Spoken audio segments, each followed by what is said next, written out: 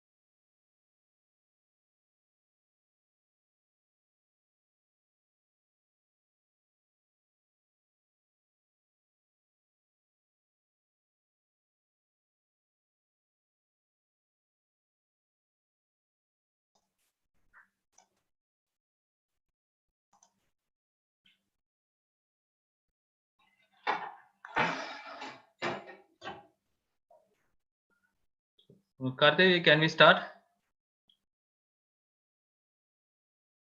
Karthi?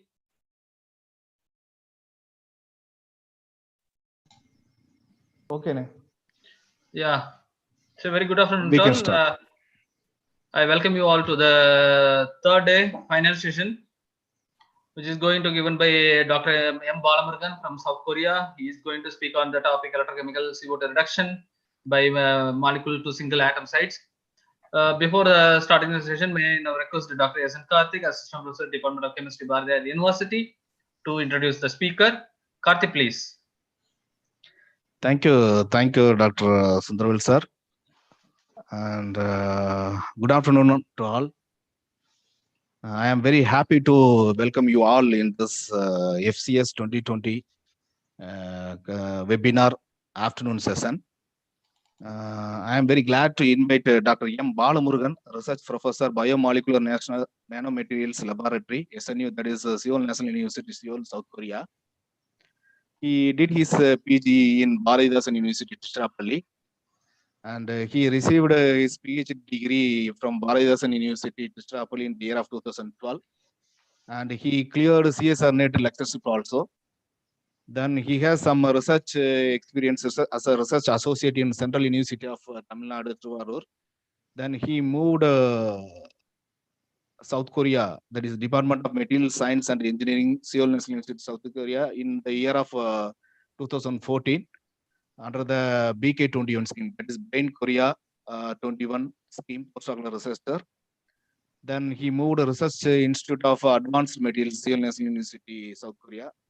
Now at present he is doing postdoctoral research in Nano Systems Institute, Seoul National University, Seoul, South Korea. During his research career, he has he published around 19 journals. Among them, he published more than 15 impact factor journals also, such as Small Coordination Chemistry Review, Energy and Environmental Science, Journal of Physical Chemistry Letter, and Journal of Materials Chemistry A, and ACS Energy Letters, and Advanced Science, then JACS, Journal of American Chemical Society. So I am very happy to invite our today's speaker, Dr. M. Balamurugan, to share his research experience in this FCS 2020 webinar. Thank you. Please, Dr. M. Balamurugan, now platform is yours. Thank you. Okay. Thank you for nice introduction, Dr. Karthik sir. Thank you. Today, I would like to talk about, before that, actually, I thank the organizing committee as well as Dr. Sundarvel for giving me this opportunity to present my work. And also, I congratulate Department of Chemistry and all the faculty members, Department of Chemistry, Bharathiar University, for the successful conduct of the FCS 2020 conference. Okay, the title of my topic is Electrochemical CO2 reduction reactions catalyzed by molecular sites as well as single atom sites. Before going into the topic, I want to introduce my university.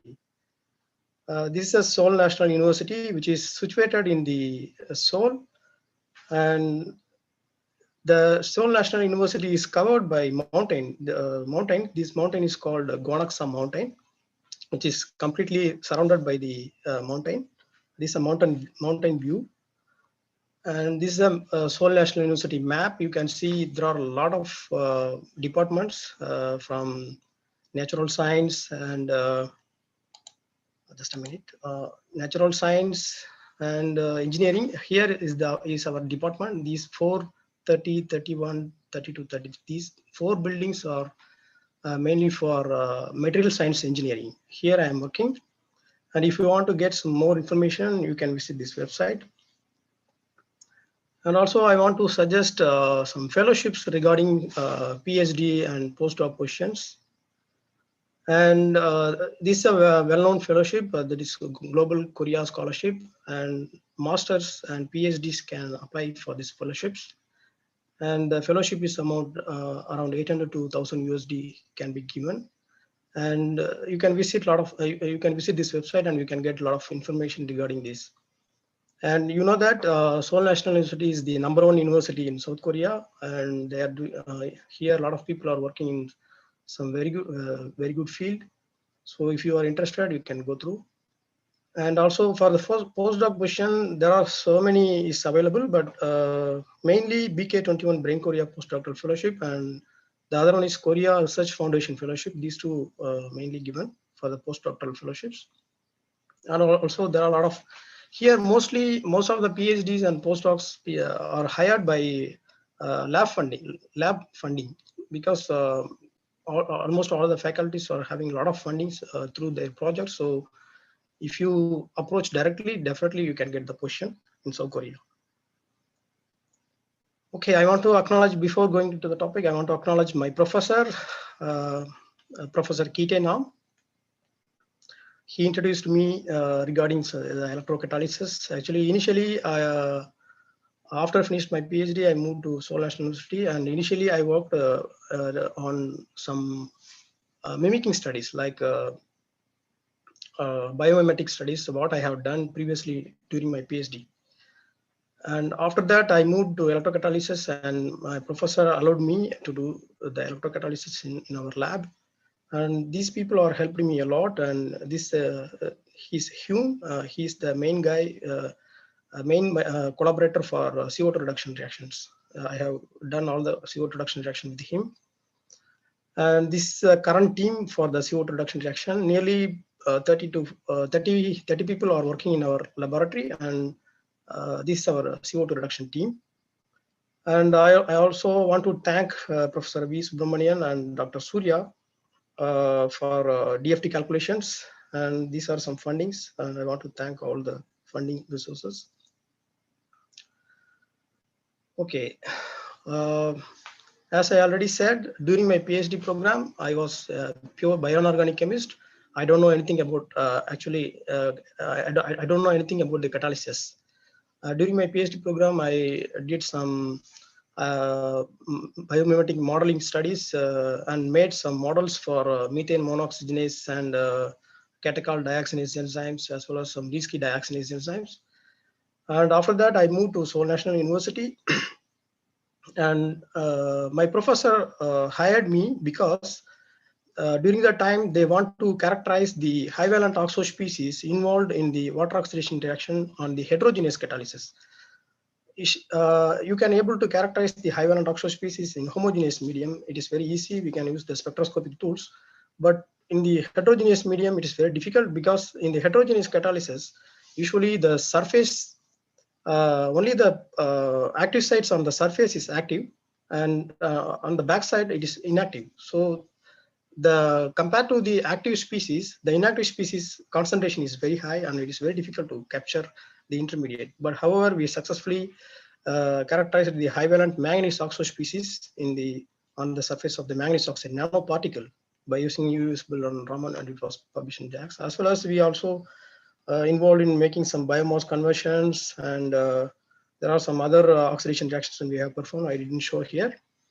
And on the other hand, we are also involved in reduction reactions, like oxygen reduction reactions and nitrogen reduction reactions. And I am mainly involving in the CO2 reduction reactions. And these two papers are recently published papers in, which is based on some copper, and this is cobalt. It is a collaborative work. And even the cyanocobalamin, the vitamin B12 absorbed on the GO can able to produce CO selectively from the CO2. And also there are some two interesting articles that have been submitted in Nature Energy and Energy and Environmental Science, which is under review, and which deals about conversion of the carbon dioxide to glycine. So the amino acid have been synthesized by using carbon dioxide. It is a very interesting work, and it was submitted. But today I'm not going to talk about these things, and I'm going to only talk about the CO2 reduction reactions. And also another important work is CO coupling. This is based on CC. These two, this is for C1 product, and this is for CC coupling, because we able to produce ethylene. And this is for CN coupling, and this one is for CO coupling. So methanol can be coupled with the CO, and this CO is generated from CO2. And that's why it was, the review, the editor, the Nature Energy editor accepted to review our paper. So today, these are the content of my today talk. First, I'm going to introduce about the CO2 reduction reactions, and later on, how the molecular catalyst can be useful for CC coupling. And later, I'm going to talk about single atom catalyst. And it may be this topic is maybe interesting to you because I believe it may be new to you. And if you look at this figure, one can easily understand that the global energy consumption is mainly depends on three important sources. One is coal, the other one is oil, and the other one is natural gas. These three components are mainly used for the more than 80% of the energy produced from these sources. So what happened because of these? Actually, if you look at the figure for the CO2 levels in the atmosphere, nearly for the past 4 lakhs years, the CO2 level limited below 300 ppm in the atmosphere. But after 1951, after 1950, due to the industrialization and civilization, there are a lot of industries have been opened, and because of that, there are a lot of CO2 have been emitted into the atmosphere for energy and fuel synthesis. So what happened after 1950? The CO2 level in the atmosphere increased from 300 ppm to nearly 400 ppm in 2017. So because of that, the Earth temperature, the surface temperature of the Earth has been increased tremendously. Not tremendously, actually it is about 0.5 to 1 degree Celsius, but even that small change caused several problems related to environmental issues. For an example, if you look at this figure, if in 2016, nearly 35 gigatons of CO2 have been emitted into the atmosphere, if the scenario continues, maybe in 2100, the CO2 emission can reach up to 100 gigatons per year. So what can cause this amount of CO2 insertion into the atmosphere? It can increase that CO2 level maybe up to 5.4 degrees Celsius. So you can't imagine the situation. So what we need to do, actually we need to reduce the CO2 level by year wise, and we should reach the negative emission by 2080, before 2080, in order to maintain the temperature increase between 0.9 to 2.3 degrees Celsius. Okay. Actually, the CO2 is not suddenly introduced in the atmosphere. Actually, our air is already containing CO2 in the atmosphere. And however, the CO2 level is maintained by photosynthesis. We all know that for plants can fix the carbon in the air, and further the plant can convert the carbon dioxide to glucose, and the glucose can be used as an energy source by the animals, and through respiration, then the CO2 can be emitted into the atmosphere. This is a normal cycle. This is a nature cycle, but we disturbed this cycle actually. How? We used coal and oil as well as natural gas, which is taken from the earth for the fuels. And because of that, a lot of CO2 has been emitted into the atmosphere. So we are facing the problems. So we should reduce the CO2 level in the atmosphere by converting those carbon dioxide to fuels. In nature, magnesium complex, this is called Rubisco complex, which is used for the CO2 fixing. And particularly the ketoenol tautomerism plays important role. You can see the ketoenol tautomerism, which can generate the double bonds. This double bond is responsible for fixing the CO2, and this complex can fix the CO2 in this double bond. Okay, as I already said, increasing the CO2 level can increase the temperature of the globe, and which can cause more extreme weather. And also there is a possibility for rising the sea levels, and all these are cycle coupled. These because of these issues, either it can directly or indirectly affect the human health.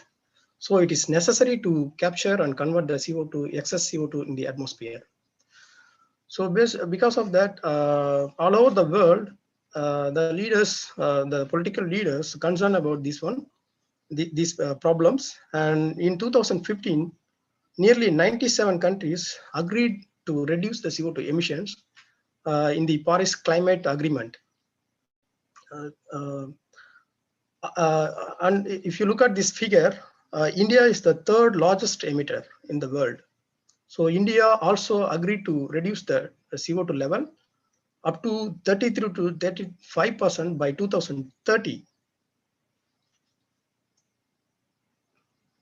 So how can we overcome this situation? There are two main things have to be done. One is we need to reduce the dependence on the for the energy towards fossil fuels. We need to develop some sustainable pathways for the synthesis of fuels and chemicals. And another thing is the excess carbon also should be captured and converted to fuels and chemicals.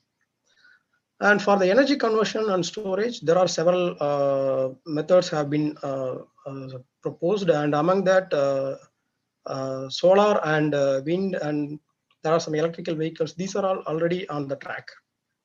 And there are some other methodology have been suggested, and one among them is carbon capture and storage. So I'm going to talk about more on this topic.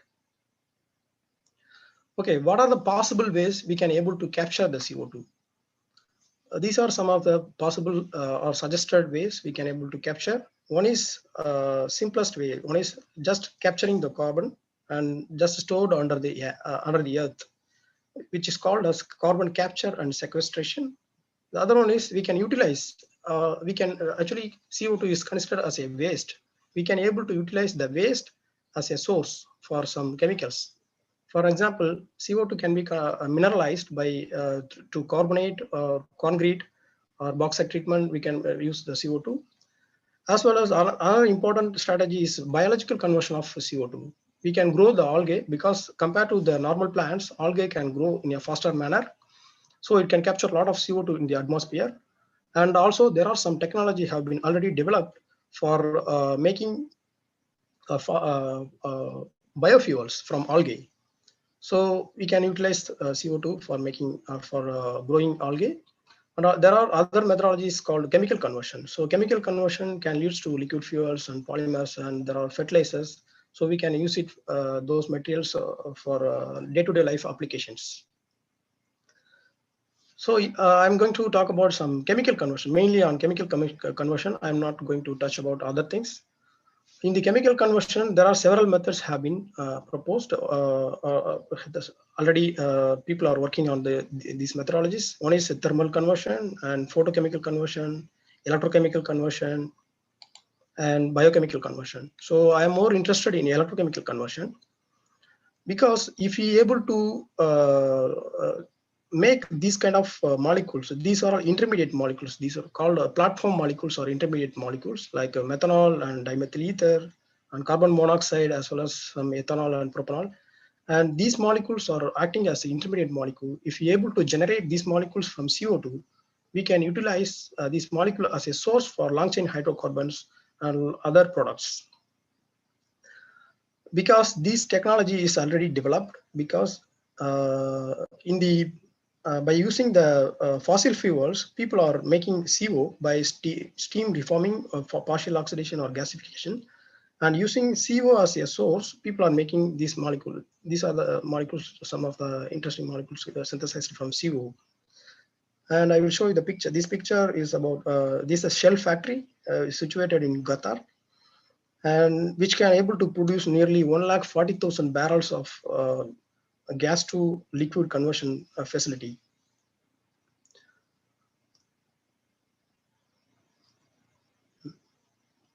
Just a second.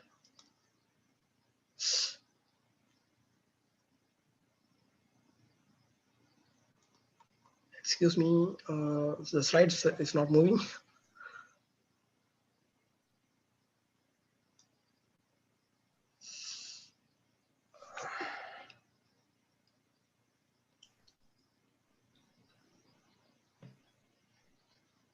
No issues, but we will wait. Ah, okay, okay.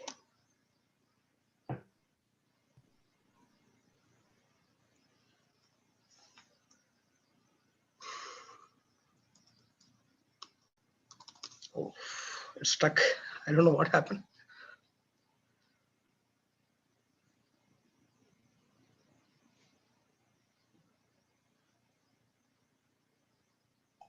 Just close it and rejoin. Yeah, maybe That is the only thing we can do, I think.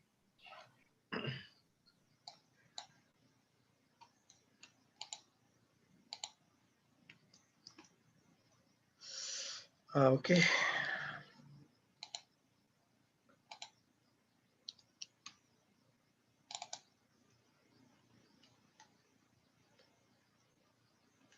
Can you see my screen? Visible. Ah, okay. It is Okay, moving I now. can continue. Sorry for the interruption. As I already said, we are more interested in electrocatalytic conversion because we believe that it is more economically viable.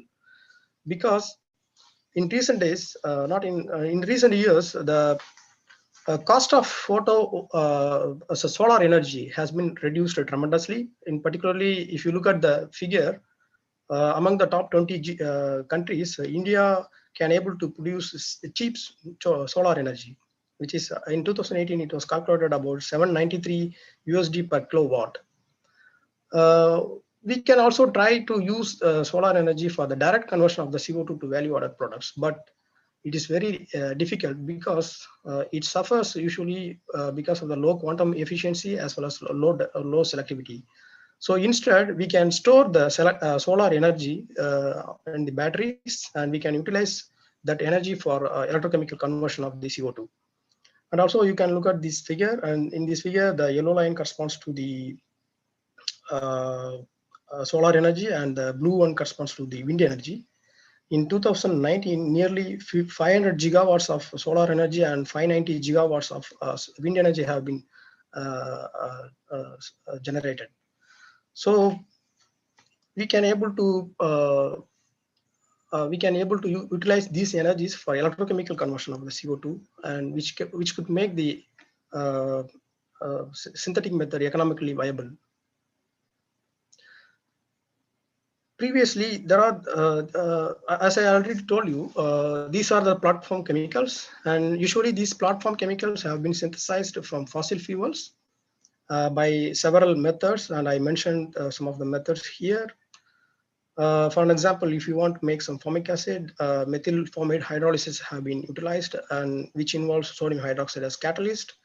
And in the case of CO, it is usually synthesized from coal gasification, which involve nearly 900 to 2200 Kelvin. It is very high temperature process. And or in case of steam reforming, people use 1000 to 1100 Kelvin. So mostly in most of the cases, like methanol synthesis, we need to use about 473 Kelvin. And in case of ethylene, we need to use nearly 773 to 953 Kelvin. So these are all some high temperature process. So in all over the world, for the high temperature process, people always use natural gas as the source. So it leads to a lot of CO2 emission. But instead, if you're able to make these platform chemicals from CO2, we can able to produce these platform chemicals in a sustainable pathway. So if you look at this figure, this is the simplest electrochemical reactor, in which this is anode and this one is the cathode. And these two is separated by a membrane in electrocatalytic CO2 reduction reactions, because if we perform the reaction without membrane, the oxygen and the product can miscible each other, so it's very difficult to separate. So we need to additionally we need separation process. So if we separate through membrane, only the selective product can be isolated from this chamber. So based on the number of electrons utilized for a particular reaction, we can able to generate different products. For an example, CO2 can be coupled with the 2 proton and 2 electron. It can generate CO. Likewise, based on the number of protons and electron transfer, we can able to synthesize even C2 and C3 products. But it is very, very difficult. Actually, it is not very easy, because usually the electrocatalytic reactions always suffered by large overpotentials and competition with the HCr, as well as poor product selectivity and poor current density. These are the main or major 4 factors we need to deal about. Overpotential is the difference between the actual potential observed through experiment and the thermodynamic potentials. This is the difference between, that is called overpotential. We always observe a large overpotential for any reaction. And as we are performing the reaction in water, usually the hydrogen evolution reaction is dominant, because it is very easy compared to the CO2 reduction reaction. So in order to overcome this situation, we need to design a catalyst which can able to bind strongly with the CO2. And also the selectivity issues. So I am going to talk about all those things in future, in upcoming slides. In general, there are some certain limiting factors I want to discuss. In general, for the heterogeneous catalyst, the main limiting factor is Sabatier principle. According to Sabatier principle, the substrate or intermediate should not bind with the catalyst surface, neither too strong nor too weak. This is the important principle for all the reactions. It can be applicable for all the reactions, because if the substrate strongly bind with the catalyst, after reaction it cannot dissolve. It should dissolve for further binding the substrate. So that is the main issue. And if the substrate is not strongly bind with the catalyst surface, then there will not be any reaction, because the electron transfer cannot happen. So there should be some optimum. It is called a Sabatier optimum. It's necessary for any kind of electrocatalytic reactions. So to prove this, in 1994, one paper has been published. This is a very interesting paper. In this paper, they grouped different metals based on their product selectivity. And these groups, like nickel, iron, PT, and titanium, these groups usually always produce hydrogen, because these metals can strongly bind with the CO. So because of the difficulty in CO desorption after the reactions, it always end up with the hydrogen generation. Whereas these group metal, usually these are all oxophilic metal. These metals having oxophilic character, which means that these metal can easily bind with CO2 through oxygen, not through carbon. So usually these metals can able to produce formate. And these are the group of metal like gold, silver, and zinc, and palladium. These metals usually strongly bind with CO2 through carbon. And one interesting thing is, after CO formation, the CO cannot strongly interact with these metals, so it can easily dissolve, and these are highly active for CO productions. Very interestingly, copper is the only metal which can show appreciable or some exact binding strength with the CO2 as well as CO. So it can able to produce different products, so like methane and ethylene and ethanol. Even propanol can be produced using the copper. So if you want to perform any CO2 reduction reaction, first you have to choose the metal. So choosing the metal is very, very important based on the product. So if you want to produce some CO, we should select like gold, silver, and zinc. These kind of metals is necessary.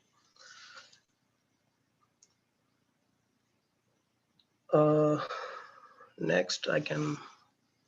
This is a binding mode of the CO2 with the catalyst surface. Either it can, for example, if it is bind with carbon, it can produce CO, and if it bind with the oxygen, it can produce formic acid.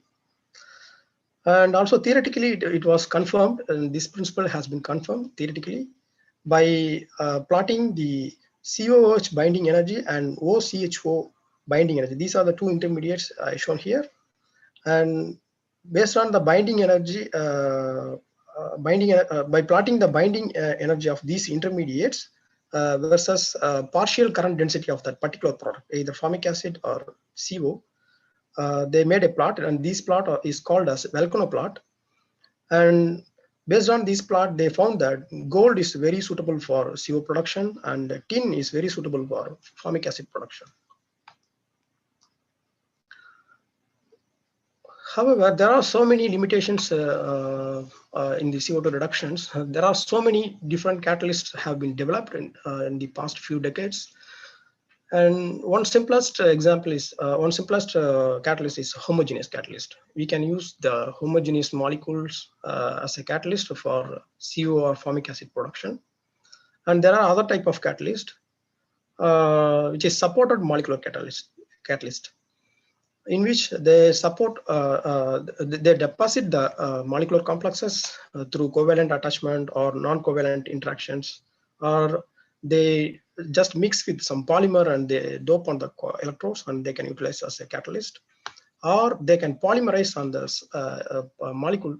They can polymerize the molecular complexes over the electrode, so it can able to generate this kind of some single layer polymer. So it can be also used as a catalyst for CO2 reduction reactions. And in heterogeneous part, there are several types of catalysts have been explored, and one among them is single atom catalyst. In single atom catalyst, it is very similar with molecular catalyst, but the molecular catalyst there are suffer from some disadvantages, but single atom catalyst show some stability, high stability, as well as there are some high electron transfer properties. So it is having a lot of advantage. I will talk about more on later. And nanoparticles. Nano engineering is the major component in the heterogeneous catalysis. People engineer a lot of nanoparticles for studying the catalytic activity of those materials. And there are several reports have been reported in the previously, and we can learn some lessons from the previous reports. The first one is binding of the intermediates. Based on the binding of the intermediates, the product can be varied. So also not only that, it can follow different electron transfer or proton transfer mechanisms. So these can be decided based on the catalyst. So the catalyst should be chosen in such a way based on the product. Based on the product what we want. And another thing is morphology of the nanomaterials. In the case of heterogeneous catalysis, there are so many nanoparticles have been synthesized and utilized with a different morphology. There are several morphology have been synthesized and utilized as catalyst. Even the grain boundary, there are the distance, the gap between the two different particles even can act as a very good site for CC coupling and other reactions. So morphology of the crystal lattice is also important. For an example, this is called a 1-1 plane, triple 1 plane. This triple 1 plane is always favor C1 products, and whereas this is called a 1-0-0 plane, and it favors C2 products. CC coupling can be favored by this crystal lattice morphology. So based on this, we can engineer in the future. If you want to make some C2 products, you need to tune the surface morphology in which the particle should have more 1-0-0 plane, so you can able to achieve some CC coupled products. Likewise, there are various factors like mass transport and electrolyte buffer capacity and even cation, the size of a cation. For an example, in the CO2 reduction, usually people use electrolyte for the conduction, and if you use lithium, mostly hydrogen is dominantly produced. But if you use cesium, because the size of the cesium is very big, and if you use cesium, you can able to get some higher amount of CO2 reduced products. So there are a variety of factors is responsible. And if you really want to explore more, you can also study the C3 products because it is more valuable. As the number of chains increasing, the value of the product also get increased. So if you're able to produce some C3 product, it's really interesting. You can able to produce some high impact papers very easily. And this is a general mechanism for different products. In this case, C1 products, that is formate and methanol and formaldehyde, and this is methane, and this is glyoxal and ethanol and ethylene. I start from CO2. For example, if you able to if your catalyst able to bind the CO2 through oxygen, it can generate formic acid by 1 electron and 1 proton transfer, or the hydrogen atom attached on the catalyst surface can transfer directly to the CO2, and it can generate this kind of intermediate. This is also one of the intermediate identified for the formate production. But if you want to generate this kind of product like reduced products, you should generate first CO. So the metal bound CO should be generated through proton coupled electron transfer or electron transfer followed by proton transfer. There are several different pathways has been suggested. In any pathway, the final product is CO. The CO can be generated here. Just a minute. Yeah, CO. After forming the CO, it undergo further proton and electron transfer to generate this kind of intermediate for the methanol or formaldehyde production. Or this CO can couple with other CO. It can generate glyoxal, and here, or it can be just emitted as a CO. And for the CC coupling, there are two different pathways have been usually suggested. First, the CC coupling, first the CO-CO coupling, or actually the other method I'm not showing here. There are some more intermediates. One is COH and CO coupling. There are two different coupling have been possible in this case, and which leads to ethylene and ethanol.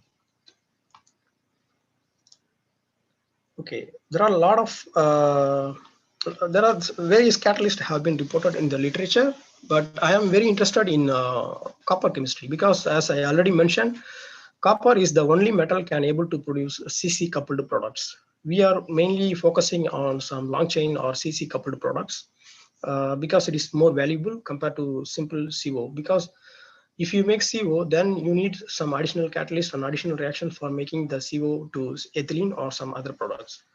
But if you're able to directly convert the CO2 to ethylene or some other C2 products, it can be used for polymer because ethylene, ethylene can be used as a source or monomer for the polyethylene synthesis. So there, I searched some the literature, and I found that there are some molecular complexes. As I am a molecular chemist, I started my CO2 reduction chemistry with some molecular complexes. So I searched the literature and I found that there are some molecular complexes can able to produce C2 products with a moderate selectivity. In this case, it is highly selective. In this case, they used some pyridine-like ligand and dimeric copper. This is a complex, and which can able to produce or which can able to couple to CO2 to oxalic acid. In this case, there is no reduction, just there are two CO2 can be coupled. But I'm more interested in the reduced products like ethylene or some hydrocarbons. This is not hydrocarbons. Oxalic acid is not a hydrocarbon. So I want to more, I'm interested in hydrocarbons. So I searched some other papers and I found that this kind of porphyrin system, even though it is a mononuclear, it can generate ethylene, but the ethylene percentage is very less. It's about 20%, in the range of 20%. And also found some other papers which uses a phthalocyanine based complex. In the case of phthalocyanine, they absorb about 25% ethylene. And in the case of phthalocyanine coupled with some, actually in this case, they used some crystalline phthalocyanine. They absorb ethylene about 25%. And in this case, they decorated the phthalocyanine on the carbon support, and they found that the major product is methane. So it is a C1 product.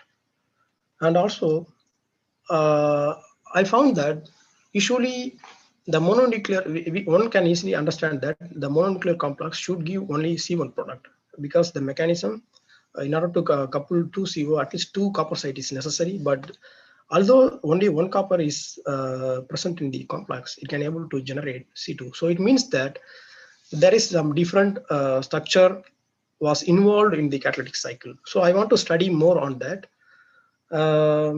And also in the previous reports, people suggested, based on the XPS and the XAS analysis, they suggested that the molecular nature remains as such even after bulk electrolysis or after electrolysis.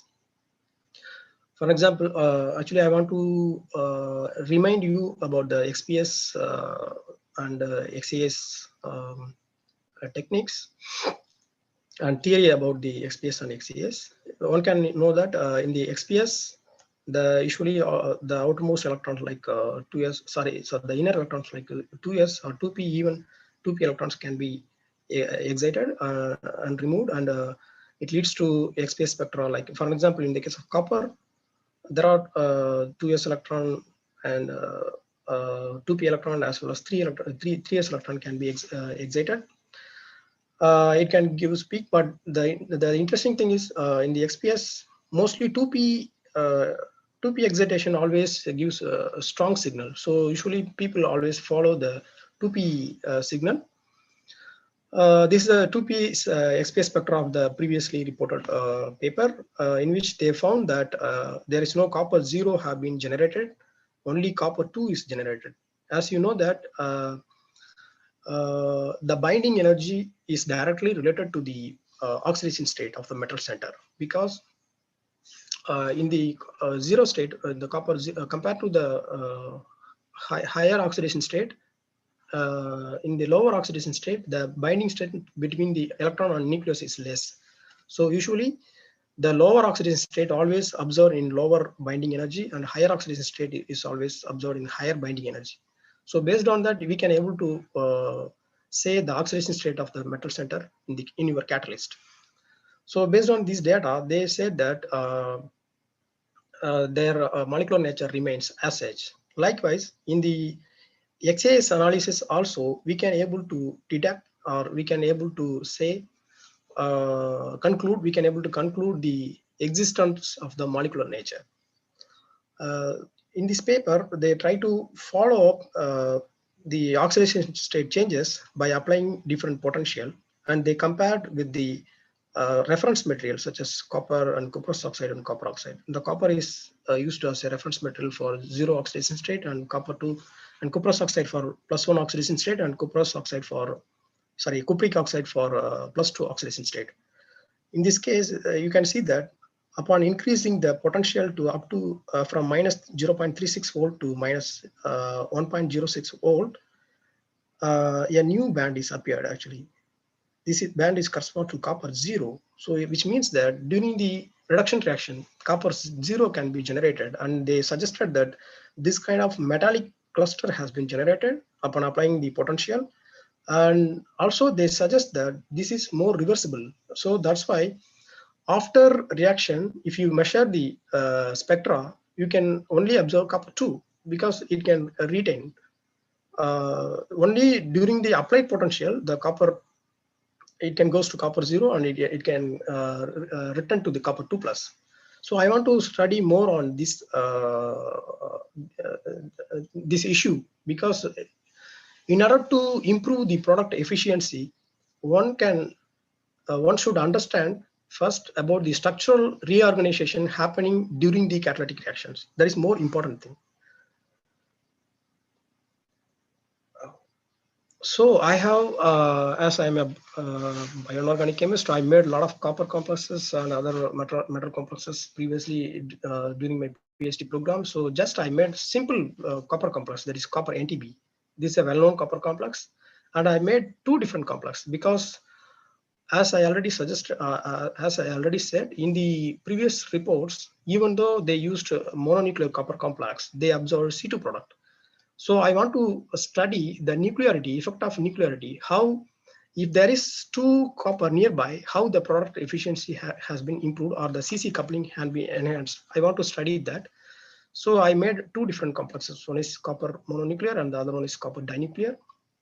And I immobilized this complex on the mesoporous carbon. I used mesoporous carbon as a substrate because compared to the, actually I studied the catalytic reactivity of these complexes with the GO. This graphene oxide, the graphene oxide is more planar, it has more planar structure, and multi-walled carbon nanotubes, it is somehow porous structure, it is having some porous structure. And I initially I studied, I did the electrolysis, CO2 reduction reaction. You can see the difference between the argon and CO2. The red line is corresponds to CO2, and the argon is correspond to. So the black line is corresponds to argon. If you look at the difference, the catalytic activity is not good, and similarly, I observed only 10% of CO2 products in this case. While using multi-walled carbon nanotubes, I observed about 18%. So I thought that the pore structure or the nature of the material also dictating the product selectivity. So I used graphitized mesoporous carbon as a substrate for my reactions.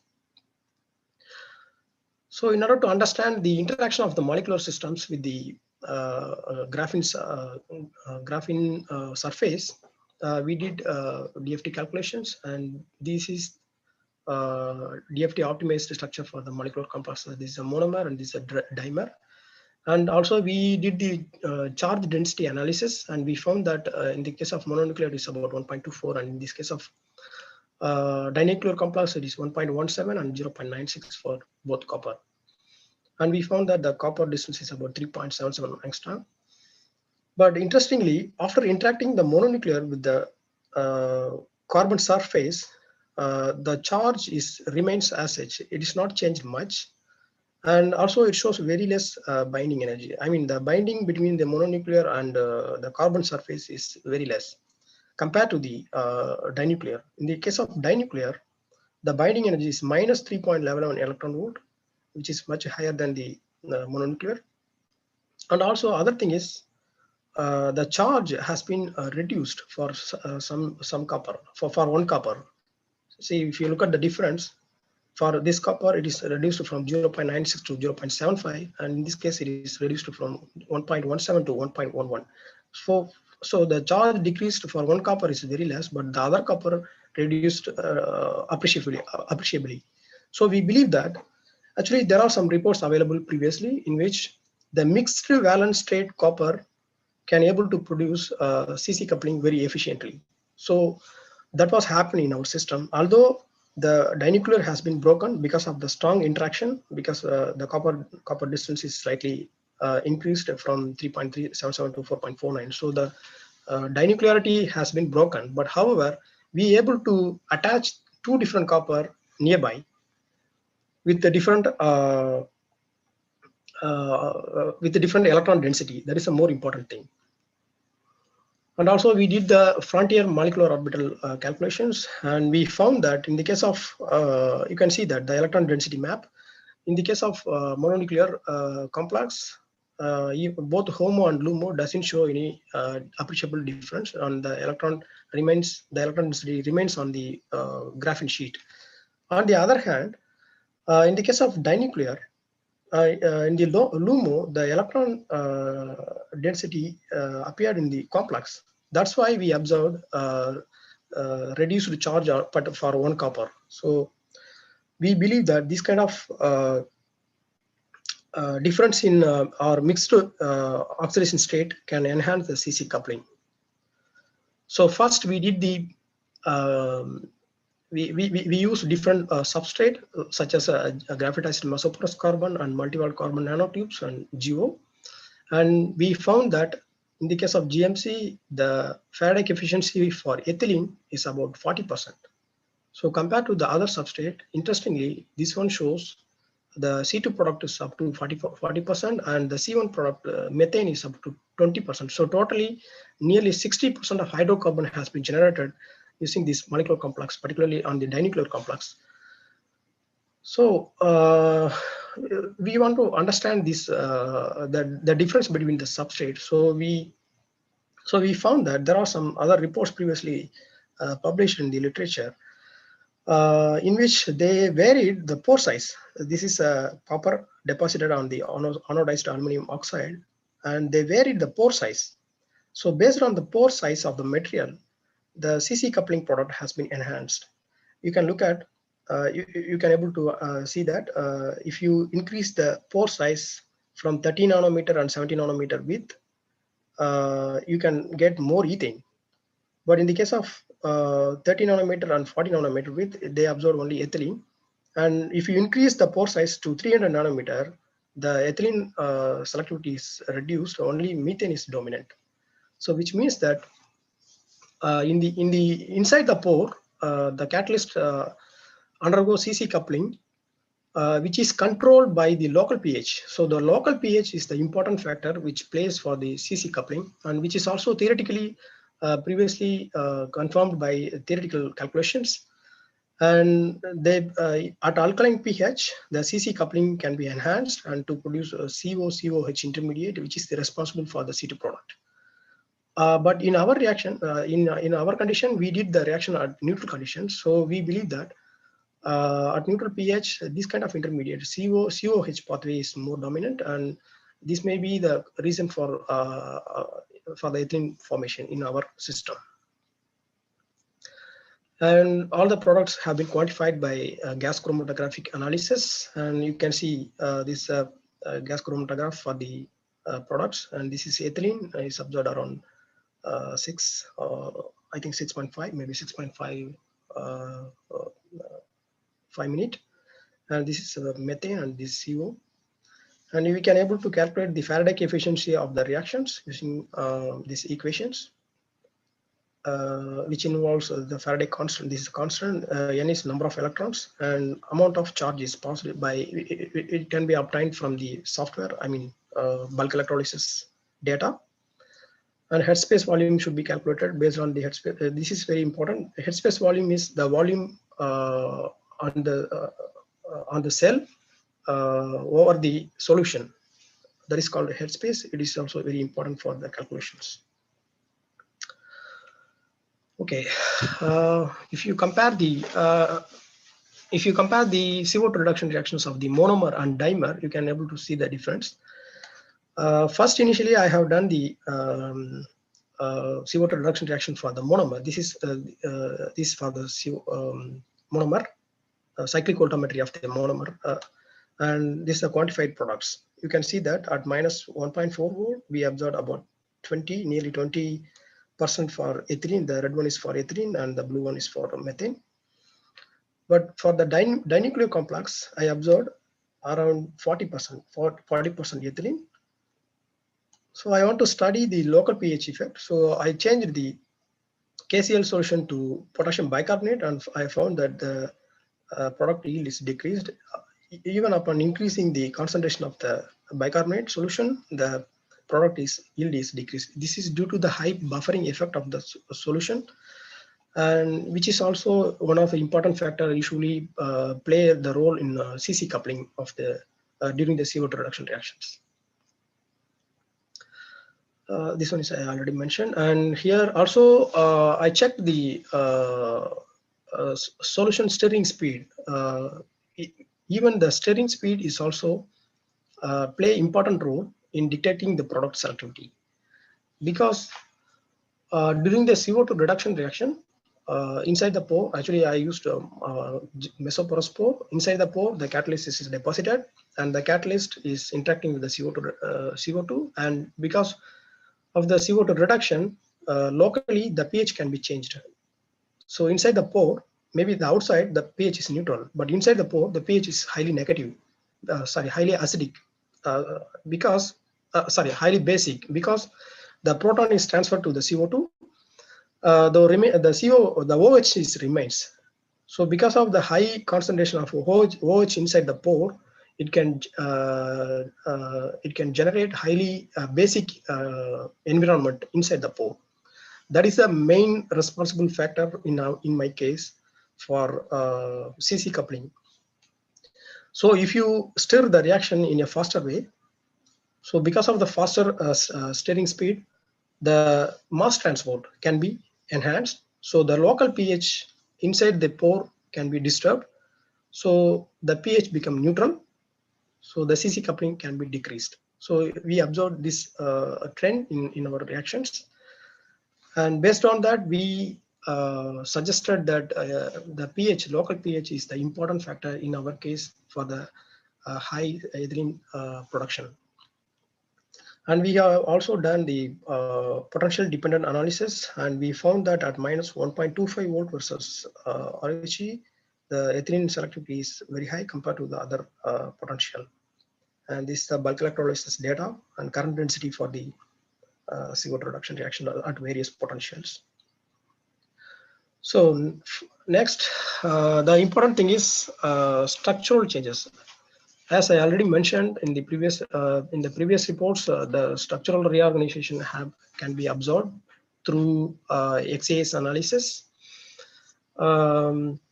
However, they observe reversible trend. Actually, after the reaction or after the bulk electrolysis, the complex become reversible and it retained its structure. But in my case, I observed a different scenario. This is a XPS data for the complex. So the complex as such, you can see the doublet behavior. This usually the XPS always gives singlet behavior for uniform or similar chemical environment. In my case, actually, as I already suggested, due to the spin-spin interaction of the copper, usually it can give some doublet behavior. That is why we observe some doublet-like behavior. Also, there is a possibility for the reduction in intensity of the XPS data by X-ray, because we are applying some high-intense X-ray for the measurements. So because of that, some of the copper can be reduced to copper 2 to copper 1 or something. So that can be possible in my system. So we observe some doublet-like behavior. And after deposition of the copper complex over the GMC, it almost remains. You can see that there is not much difference in the XPS spectra. Only thing is, I found that one of the copper gains electron and one of coppers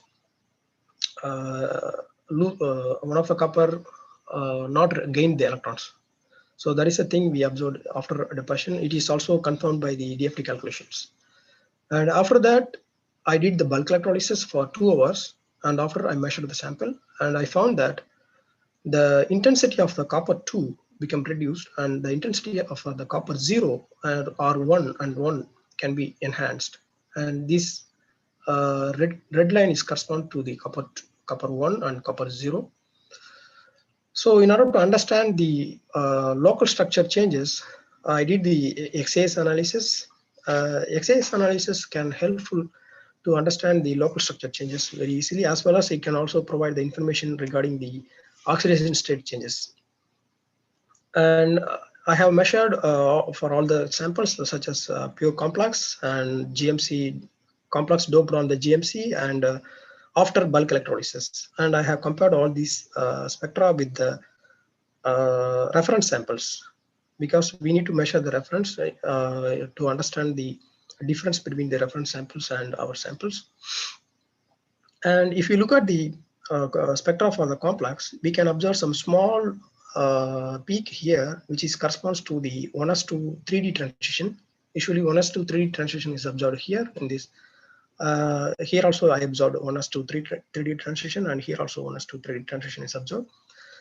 But compared to the normal complex and doped complex, after bulk electrolysis, a new pre-edge has been generated around 8982.6 electron volt. Usually, this signal corresponds to 1s to 4p transition. The 1s to 4p transition usually observed around here, which means that the complex, the initial complex is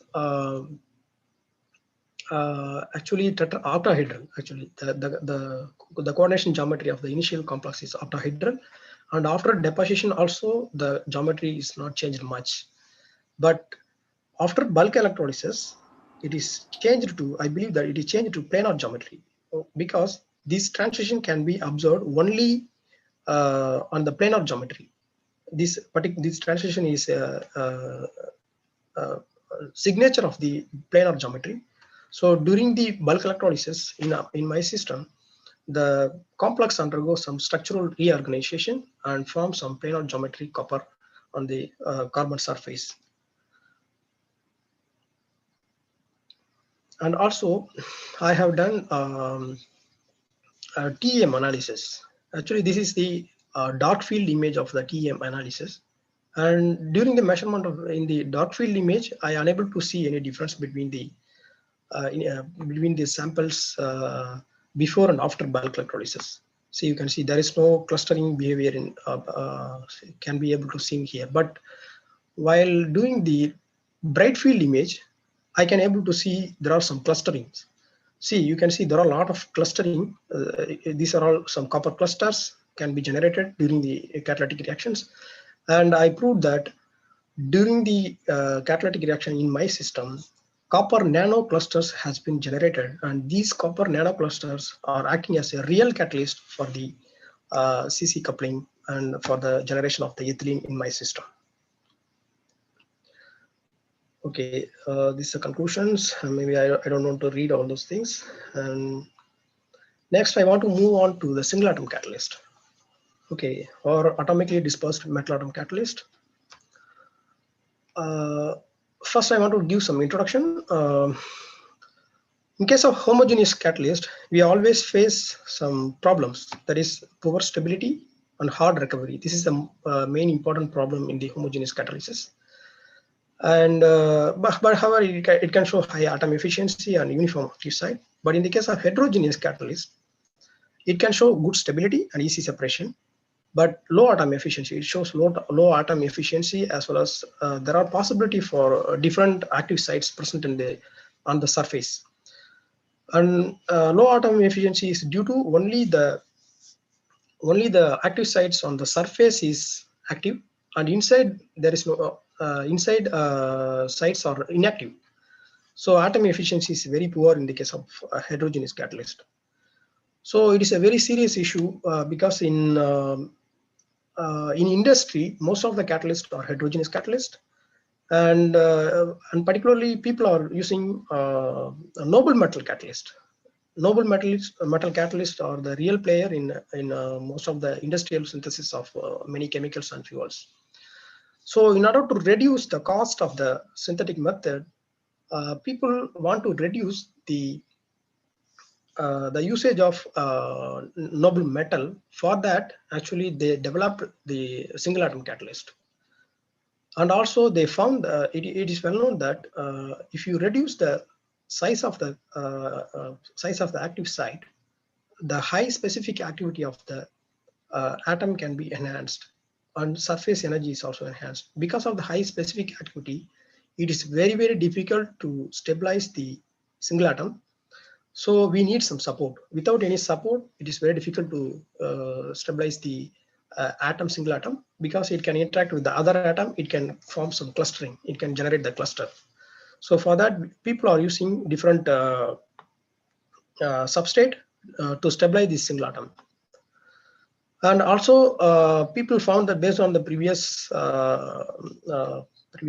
literature, previous published articles, it is very useful for many different applications, such as hydrogen evolution reactions or oxygen evolution reactions, and carbon monoxide oxidation and oxygen reduction reaction, as well as CO2 reduction reaction, because it can able to bridge the advantages of the both homogeneous as well as heterogeneous catalyst. That's why it's called a single atom catalyst. And there are several synthetic methods have been reported in the literature, like simple impregnation or co-precipitation methods, or some galvanic replacement. This is a vast field. Actually, I can't explain all those things. So just I put only one slide for this for explaining these synthetic methods.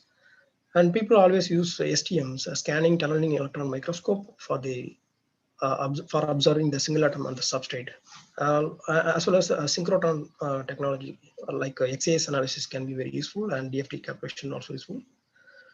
And as I already said, there are three main supports that have been used for the single atom catalyst. One is oxide support, and the other one is metal support, simple metal.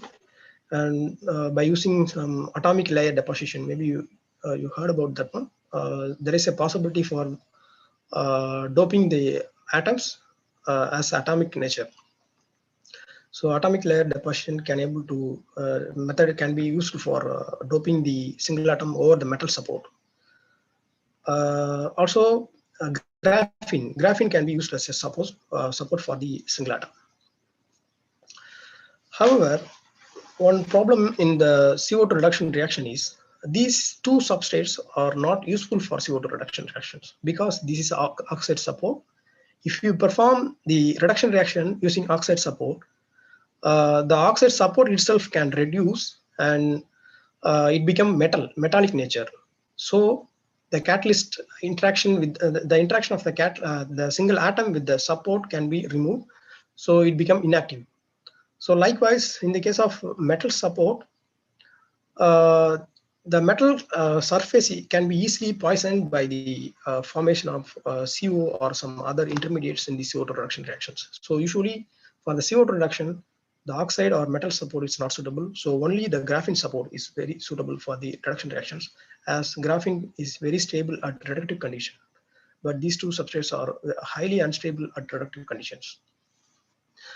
But however, if you look at the this figure, this is a binding energy of the metal center in two different active sites. One is divalent site. This is called this is called a single valent site, and this is called divalent site. And you can see the binding energy of the metal. Among the metal, almost all the metal show some good binding energy compared to zinc and copper. And in the case of divalent site, even the vanadium is not showing some good binding. So in order to bind strongly with the metal center, people use heteroatoms. So if you dope the heteroatom and the carbon surface like nitrogen or oxygen, it can act as an anchor for the metal center. So it can easily interact with the metal center. It can stabilize the single atom on the carbon surface. And moreover, there are some previous mechanistic studies are available in which they theoretically predicted that metallic surface are not suitable for CO2 reduction. For an example, the red dotted line is for the hydrogen production. CO production, and the blue line is for hydrogen production.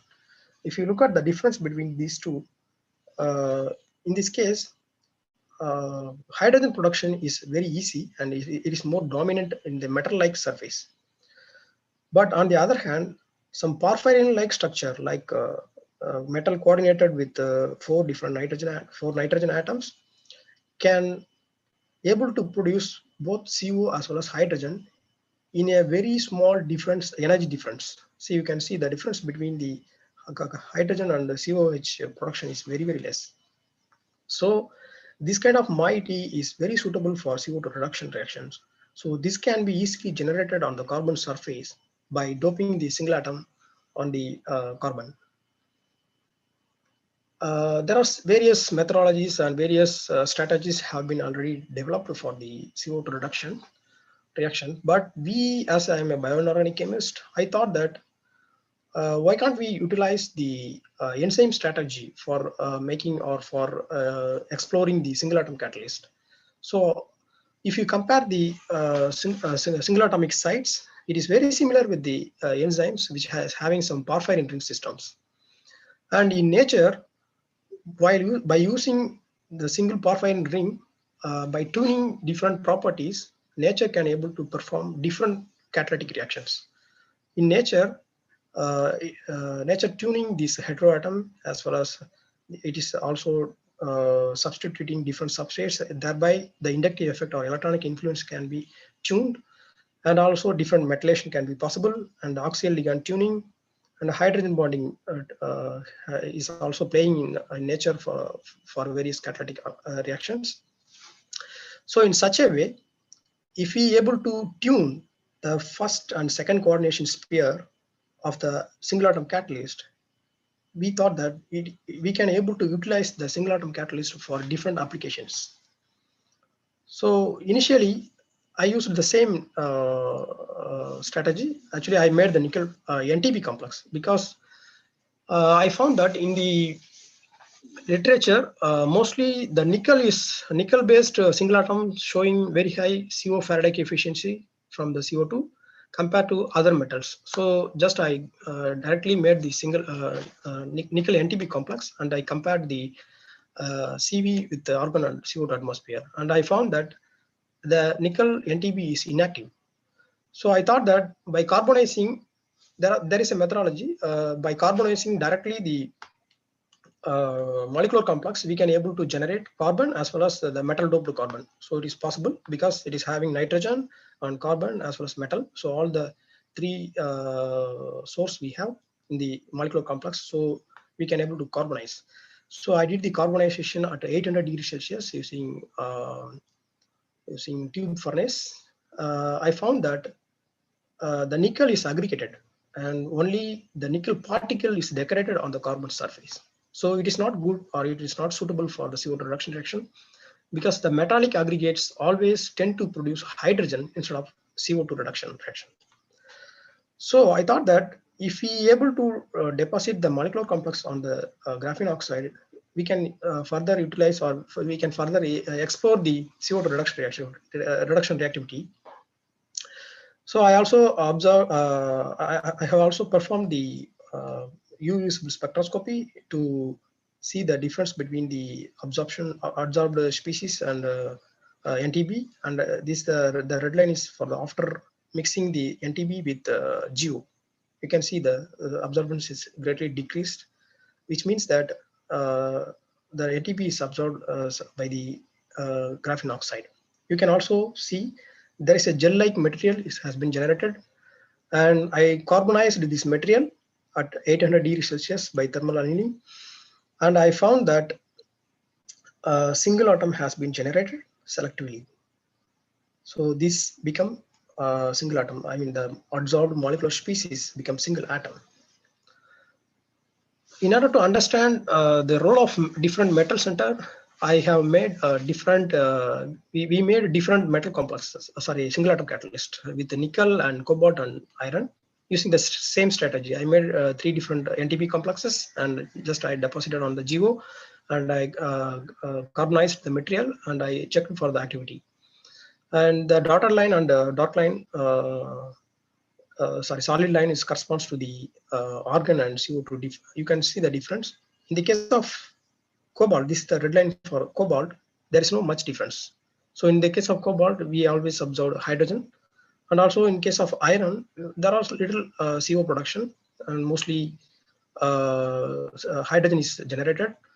But in the case of nickel, you can see the difference. The dotted line is corresponds to argon atmosphere, and this dotted blue line, actually this is a solid line. The solid blue line is corresponds to CO2 atmosphere. And also we have performed bulk electrolysis, and we found that CO has been selectively generated only in the nickel. See, we performed at a different potential, and we found that CO is selectively produced in this case. And in the case of hydrogen generation, cobalt is dominant. Cobalt is dominantly produced hydrogen, and followed by iron, and nickel is very poor hydrogen producer. So that's why it is highly, it can able to produce high CO Faraday efficiency. And also we have characterized the single atom catalyst by using XPS analysis, and this is XPS for nickel material, and we found that there are pyridinic and pyrrole nitrogen is dominantly generated during the annealing process. And this is XPS spectra of the nickel, and we found that nickel 2 is dominantly stabilized, and there is no nickel 0 or nickel 1 has been generated in this on the carbon surface. And we have also performed Jane's analysis. In the Jane's analysis, we observed this peak. This is corresponds to 1s to 4pZ transition, and as I already mentioned, which means that the active site structure is planar. And also we have performed exhaust analysis, and I found that you can see the difference between the nickel oxide and nickel and our catalyst. Our catalyst is the block line, and you can see the radial distance, which is around 1.5, which is corresponds to the nickel nitrogen bond distance. And also we have performed hard of stem, and hard of stem is very useful technique for measuring the TM, for observing the single atom. You can see at 500 nanometer there is no clusters. In 200 nanometer also you can see the transparent film-like material, and this is the grid. This is the copper grid, and this is our sample. You can like some very thin sample has been generated, and it is very clean. There is no atomic cluster has been generated on the surface. And at 1 nanometer you can see there are some dots, and these white dots usually called single atoms. And we confirmed the single atom. In some cases there are some nearby double atoms also has been generated, but we believe that mostly single atom is uniformly generated on the surface.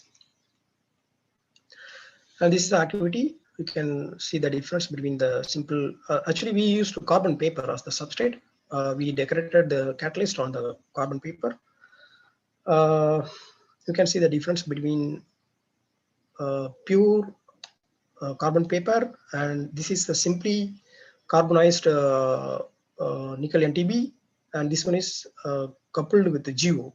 So this GO, graphene oxide nickel NTB coupled carbonized material, can show high activity. We can achieve up to 60 milliampere per square centimeter at minus 1.1 volt. And interestingly, we observed very vast potential, like from minus 0.4 to 1.2, we observed very high CO Faraday efficiency. And at minus 0.8 volt, nearly 100%, around 99% of CO has been generated. Selective production of the CO has been observed. And also we observed some Tafel slope analysis, and just by plotting the log of current density, partial current density with the over potential, and we found that the Tafel slope value of 110 volt, which means that if the Tafel slope is 110 volt, which means that only one electron transfer has been occurred, has been happened during the rate determining step. And also we want to confirm the proton dependence. So for that we varied the bicarbonate, because in our solution, in our system we used potassium bicarbonate as the electrolyte, and we varied the concentration of the potassium bicarbonate, and also we have performed the CO Faraday. We observed the CO Faraday efficiency at a different potential, and we found that almost linear in all the cases. There is no difference, which means that there is no proton involved in the RDS in our reactions. And also we have performed the DFT calculations, and we compared with the nickel and iron. Very interestingly, in the case of nickel, you can see the difference between the hydrogen production and COH intermediate production is very small. But in the other cases like nickel and in the case of cobalt and iron, it is large. It is about minus 0.14 volt. Here it is about minus 0.29 volt. And in the case of iron, actually the CO can be reduced. CO2 can be reduced to CO, but due to the strong interaction or strong binding of the CO on the iron surface, with the iron, it cannot dissolve. So it can stick with the.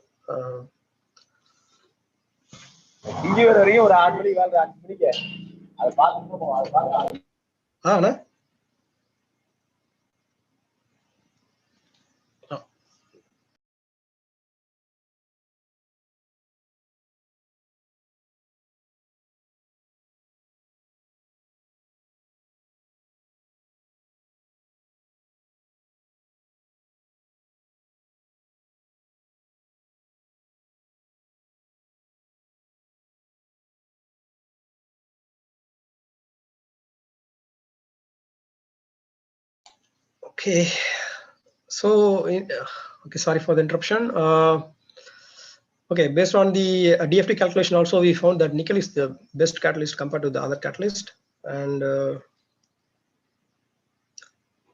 Okay.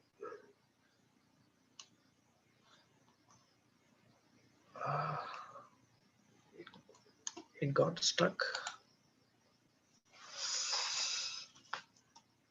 Okay. This is the proposed mechanism. In the proposed mechanism, first the CO2 in the RDS, only one electron has been involved, and after forming this kind of CO2 radical on intermediate, the followed by proton coupled electron transfer happened, and to produce this nickel COH intermediate, and further the protonation leads to CO formation. And we have also another catalyst based on the single atom. We have synthesized using different methods. In the previous case, we used graphene as the substrate, but in this case, even the carbon is synthesized at high temperature annealing by using ionic liquids and DC, dicyanamide, as the source material. We have used silica temperature strategy. In this case, we observe some 3D carbon, 3D porous carbon, and compared to that material, it is highly active. And these are the data. Maybe I can skip some of the slides. In this case also we observe some very high CO Faraday efficiency, and we also observe 112 millivolt as a Tafel slope. And in this case we observed 3 or 4 different. We have also tested for 4 different active sites, and we found that nickel N4 active site is very effective in CO production compared to the other substrates. Other active sites. And we proposed the mechanism. And also for the industrial level CO production, we need some membrane electrode assemblies, because this is a simple electrolytic cell. We can't use this one for high level current density. We need some different strategy for the high level current density. So we made some membrane electrode assembly, and this is the structure of the membrane electrode assembly, and we observed up to 150 milliampere per square centimeter, and it is very stable up to 10 hours and with very high Faraday efficiency. Okay, these are some future directions for the. If you are interested in making some single atom catalyst, we should make some dense single atom catalyst, because already single atom catalysts have been suffered because of the low level of metal loading, and there are some other methodologies or other issues you can, if you are interested, you can study. And also we involved in CO2 insertion. Maybe I need to skip because of the time limitation. I can skip this. Actually, we succeeded in controlling the product selectivity, because if you insert the CO2 in the styrene, usually it end up with dicarboxylic acids, or it can end up with this product, alpha product. But selective production of beta product is very difficult, and we succeeded in this case, and we published some good paper regarding this, so I can skip this one. Okay, thank you for your kind attention. If you have any questions, please ask. Thank you, Bala. So one question is raised by some of the audience. Okay, please. In slide number 29, dimer is broken into monomeric copper to NTPCl. Yeah. What about the CO2 reduction by only monomeric copper to NTPCl? Is there any difference between the dimeric and monomeric NTPCl? Yeah. Actually, I already explained that one. Maybe I can again explain. Yeah, this is a difference between the monomer and dimer. Actually, this is a CV, and this is the CV for monomer, and this is the CV for dimer. This is a product analysis for the monomer. In the case of monomer, we observe only up to 20% ethylene. The CC coupling is reduced in this case, but in the case of dimer, we observe up to 40%. It is nearly doubled. The CC coupling is enhanced in the case of dimer compared to monomer. That is a more important finding in this paper. Thank you, Bala. Thank you so much. Since there is no questions, we can now close the session, and let us all join for the valedictory function of this FCS 2020. Thank you so much. Thank you, Karthik. Thank you so much for sharing this session.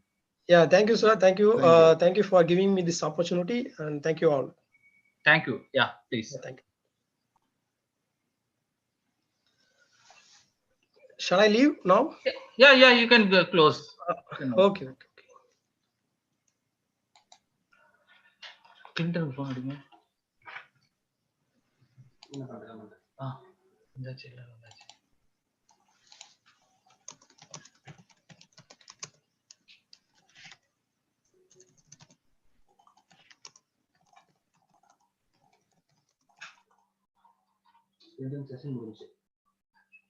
Session முடிஞ்சுடா.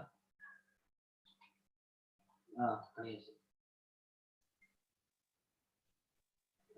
சரி வந்துட்டாரு. ஸ்கிரீன்ல வருது.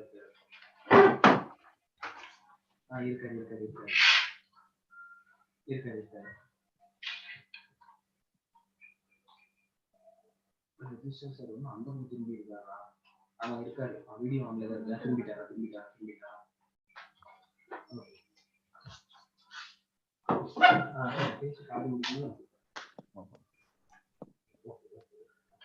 Very good evening to all. So may I now request Dr. S.N. Karthik, Assistant Professor, Department of Chemistry, to welcome our most respected registrar, Bharatiyar University. Karthik, please. Thank you, Dr. Sundarvel. A very good evening to one and all. It gives an immense pleasure to welcoming you all to the valedictory function of this third 3 days international webinar on Frontier in Chemical Sciences, FCS 2020. On behalf of the Department of Chemistry, Bharatiyar University, I extended my warm welcome to our most respected registrar, Professor Dr. K. Murugan sir, Bharatiyar University, who supported and encouraged us to conduct this webinar, without whom successful accomplishment of this webinar is not possible. He has 30 years of rich research and teaching experience. He served as an additional director in DRDO, Bharatiyar University, and he is the Vice Chancellor of Thiruvarur University, Vellore, Tamil Nadu. And he also served as the Vice Chairman of the Tamil Nadu Science and Technology Center, Department of Higher Education, Government of Tamil Nadu, India. And he has done cutting-edge research on the synergy of among plant-borne compounds with microbial insects and nano insecticides and arthropod predator for the successful control of the insects and pests of medical and agriculture importance. He has published more than 450 research papers and produced more than 50 PhD scholars, and he guided more than 15 postdoctoral research fellows. He has authored in 2 books. He is the recipient of many awards for his scientific and academic achievement, including FAO Forest Award Italy in the year of 1997, and a Commonwealth Fellowship by the Association of Commonwealth Universities, UK 2000 in Oxford University. Then CASTWAS Fellowship in the year of 2006 at Italy, and Krishlamer Award for the Insect Pathology the year of 2012 USA. And he received JSPS Scientific Innovation Fellowship from Japan in the year of 2015, and a 100 Talent Award Shanghai University at China in the year of 2017, and a Faculty Research Award for top 10 scientists in India for immunology microbiology. So I am very happy to welcome our most respected Professor Dr. K. Murugan sir to deliver the valedictory address. Sir, welcome, sir. Thank you. வணக்கம், உங்கள் அனைவருக்கும் மாலை வணக்கம். The most respected Dr. M. Ilanjalian, Associate Professor and Head, Department of Chemistry, Bharatiyar University. Dr. Sundarvel, Organizing Secretary, Assistant Professor, Department of Chemistry, Bharatiyar University. Dr. Karthik, Assistant Professor, Department of Chemistry. And all other staff members, Dr. Prabhakaran, all staff members from Bharatiyar University, Department of Chemistry.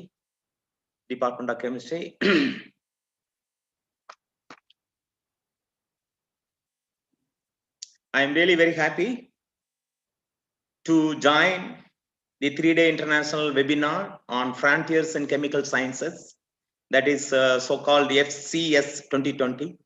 And I thank personally Dr. Ilanjalian and his team for inviting me for this valedictory function, and I am really very happy. If you talk about the chemical or chemistry or chemical sciences or whatever the science related to chemistry is parts and parcel of human life, chemistry. And then if you take water, if you take air, if you take soil, each one consists of chemistry. Whatever the food we are eating morning to night, each possess various classes of chemistry. And even myself, we are working on how the plant chemicals actually which influences insects feeding and growth and plant system particularly. If it is take cotton and you have a gossypol is a active secondary compounds. Apart from gossypol, the cotton plant contain again tannin. If you take calotropis in Tamil erukali, you have a latex, you have a milk. The milk contains cardiac glycosides. And also whatever we are using the even diamond, even whatever the daily use is a very important. The another important thing today is a World Soil Day 2020 December 5th is falls on World Soil Day to keep clean and keep soil fertility is another very important task for everybody. And otherwise we cannot grow, we cannot cultivate crop plants for our food, rice or pulses or oil seeds or anything. If we keep soil, so the biofertilizer, fertilizer, everything it has their own composition.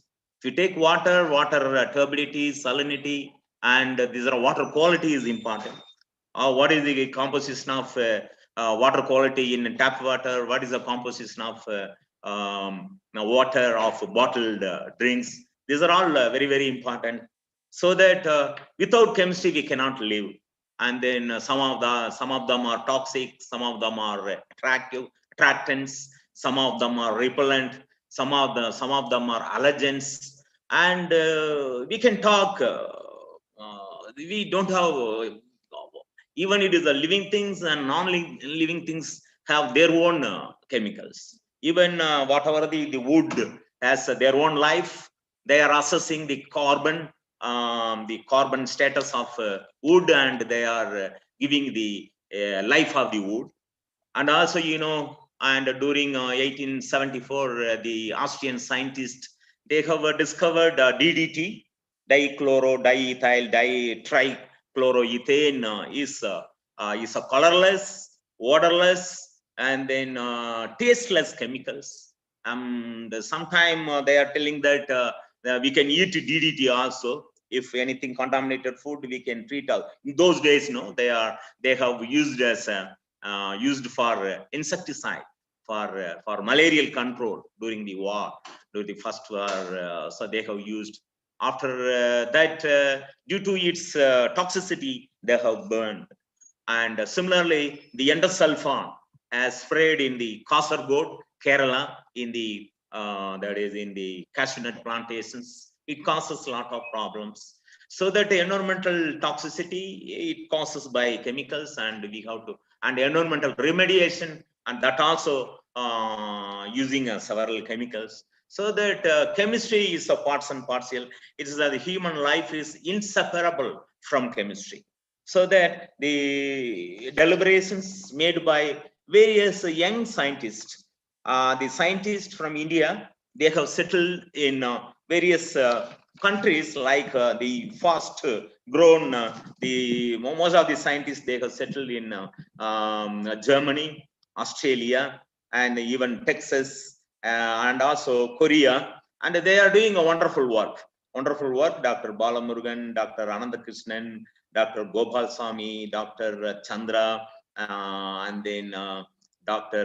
Mandal, Dr. Sundar, Dr. Sangralingam. They have all young scientists. That is a very important.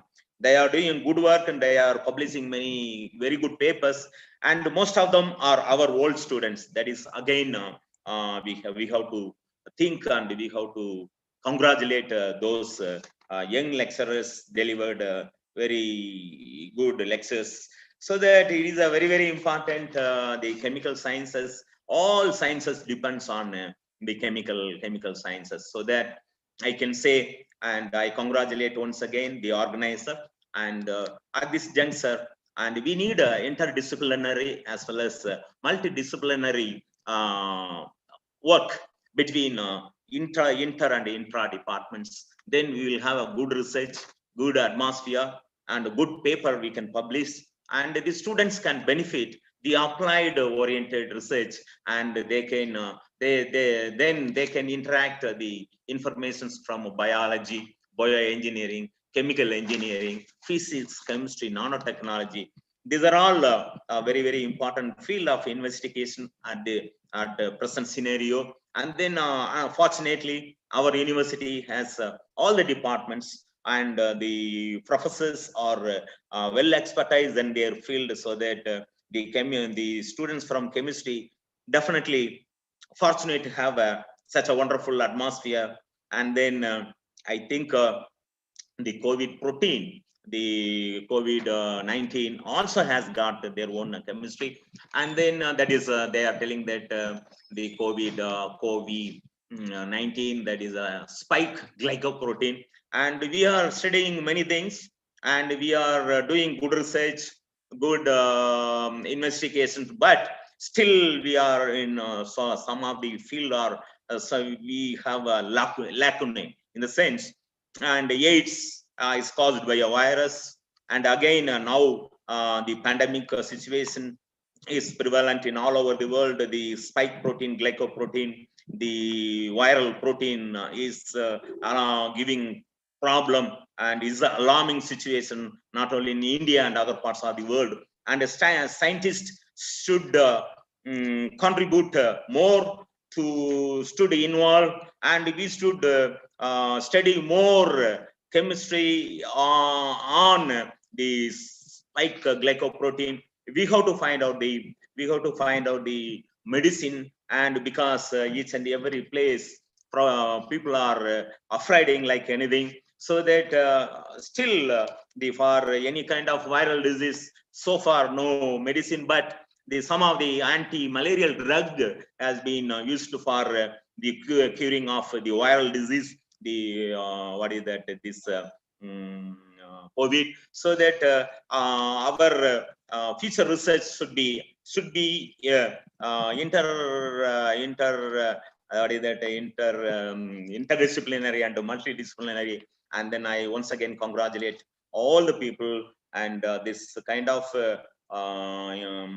what is that, webinar or conference definitely will boost our younger minds. We are the professors are really catalyst, catalyst meaning you are all from chemistry department, and you should be a catalyst for everybody. And then we think that some people are not having information like that. We have to go and approach, and they have a very good information with them, and we have to share the information. Now sharing is a very, very important in a friendly manner, in a cordial manner. So that I congratulate once again the organizer, and I am very happy to participate in the valedictory function and invitation.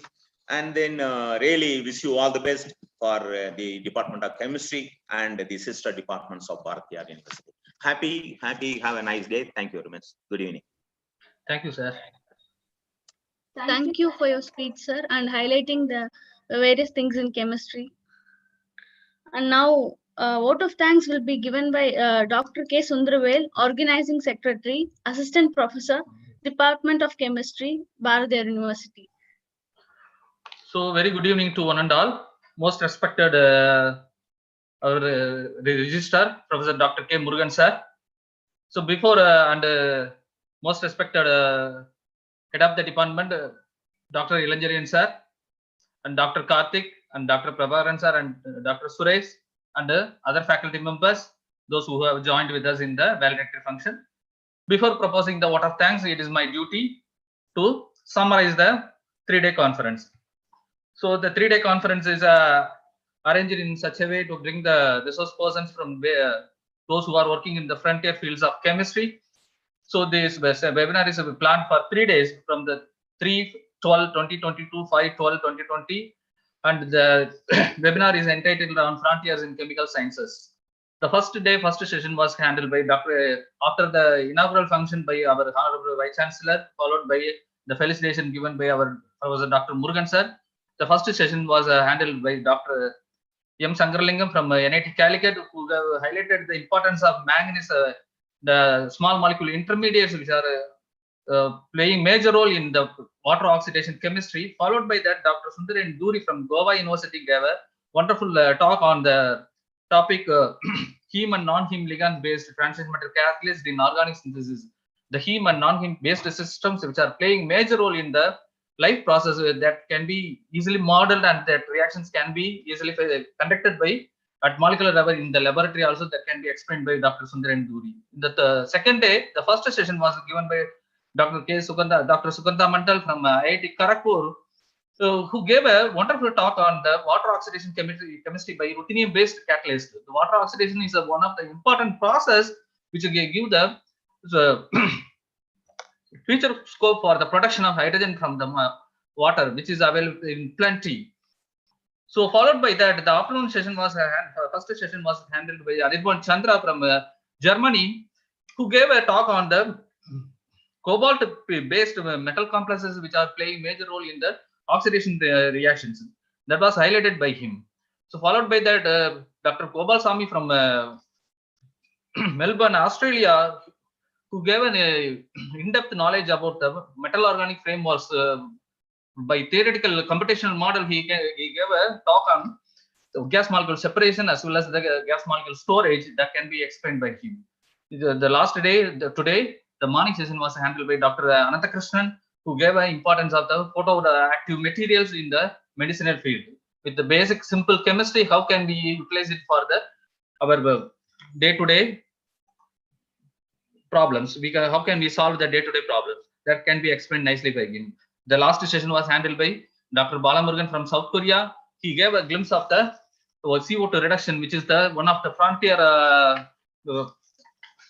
problem to be solved at the present scenario. That can be easily, we can do the conversion of CO2 into value added products, as well as we can convert it into the fuel purpose. That can be nicely explained by him. By using heterogeneous catalysis, by electrochemically, one can easily convert the CO2 into value added products. That was nicely explained by.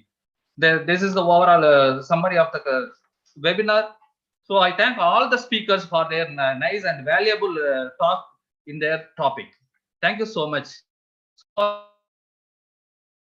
Thank of this 3-day webinar. So first of all, most respected Honorable Vice Chancellor Sir, Dr. P. Kaliraj Sir, most respected Professor Dr. K. Murugan Sir, Registrar, Bharatiyar University, and most respected Dr. M. Ilanjalian, Associate Professor, Head Department of Chemistry, convener of this conference, and my dear colleagues and distinguished participants, research scholars, and student friends, I welcome you all. So very good evening to you also. I feel honored and privileged to get an opportunity to propose a vote of thanks on this occasion.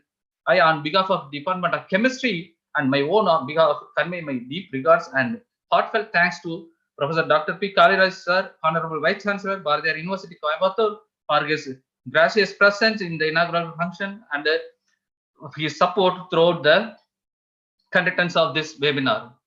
At the outset, I record my sincere gratitude to Professor Dr. K. Murugan Sir, Registrar, Bharatiyar University, for his constant support and extending his helping hand to conduct this webinar in a successful manner. Thank you so much, sir.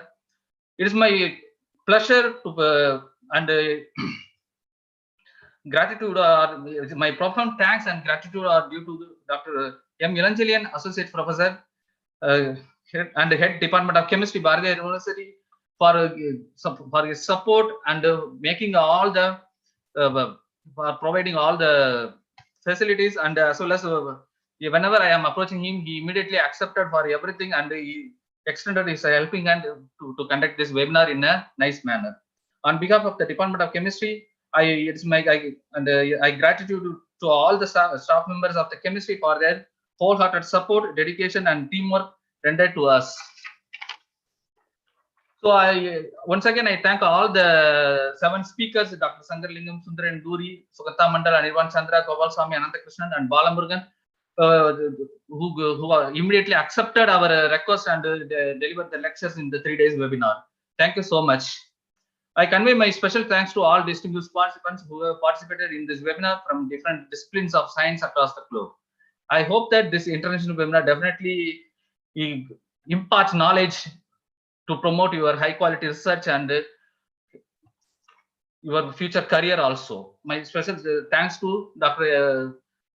B. Kurusaravanan and Dr. S. N. Karthik for their moral support and who helped me to initiate for the initial process and everything. And I also mark my deep sense of gratitude to my students, Dr. M. Palani, Dr. Yamuna, Mr. Palani, Mr. Yamuna, Mrs. Yamuna, and Dr. Karthik Ram and Clinton Vasant from Department of Botany for their great support. I also thank all the non-teaching staff members of Department of Chemistry, Bharatiyar University for their support throughout the program. Once again, I thank one and all for your patience as well as your support, great support. Thank you so much. Thank you so much, sir.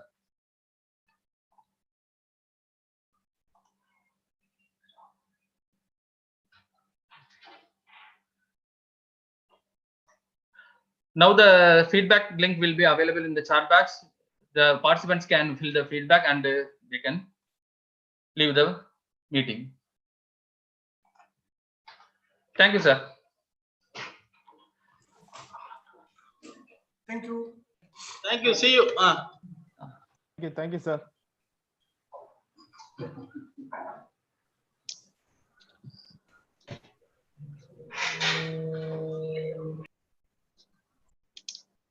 Sir, thank you, sir. Thank you.